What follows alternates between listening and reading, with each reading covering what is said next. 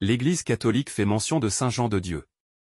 À 8 ans, pour des raisons que l'on ignore, le petit Portugais João Souda fait une fugue et se retrouve, vagabond, sur les routes. Pendant 33 ans, il va mener une vie d'errance, enfant volé puis abandonné par un prêtre escroc, il parcourt l'Espagne. Tour à tour berger, soldat, valet, mendiant, journalier, infirmier, libraire.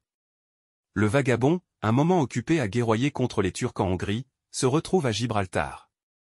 Et c'est là qu'un sermon de Saint Jean d'Avila le convertit. Frère de Saint Jean de Dieu, il en est si exalté qu'on l'enferme avec les fous.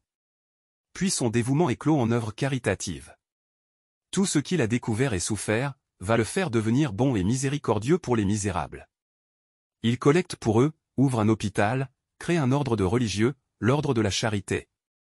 L'hôpital qu'il a fondé à Grenade donnera naissance aux frères hospitaliers de Saint Jean de Dieu.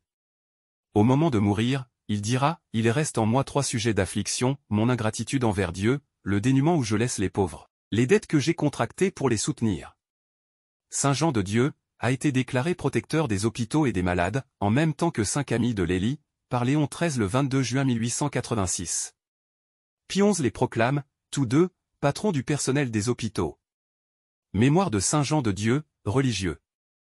Né au Portugal, après une vie pleine d'aventures et de périls, où il fut tour à tour en Espagne berger, régisseur, soldat, pèlerin et marchand d'images, mais avec le désir d'une vie meilleure. Il construisit à Grenade un hôpital où il servit et soigna avec une constante charité les pauvres et les malades, et s'adjoignit des compagnons qui constituèrent plus tard l'ordre des Hospitaliers de Saint Jean de Dieu.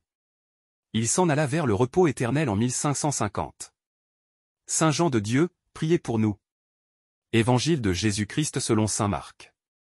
En ce temps-là, un scribe s'avança vers Jésus pour lui demander: « Quel est le premier de tous les commandements ?» Jésus lui fit cette réponse. « Voici le premier. Écoute, Israël, le Seigneur notre Dieu est l'unique Seigneur. Tu aimeras le Seigneur ton Dieu de tout ton cœur, de toute ton âme, de tout ton esprit et de toute ta force. Et voici le second. Tu aimeras ton prochain comme toi-même. Il n'y a pas de commandement plus grand que cela. » Le scribe reprit: « Fort bien, maître, tu as dit vrai.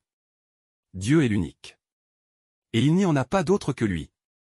L'aimer de tout son cœur, de toute son intelligence, de toute sa force, et aimer son prochain comme soi-même, vaut mieux que toute offrande d'holocauste et de sacrifice. » Jésus, voyant qu'il avait fait une remarque judicieuse, lui dit: « Tu n'es pas loin du royaume de Dieu. » Et personne n'osait plus l'interroger. Acclamons la parole de Dieu. Louange à toi Seigneur Jésus.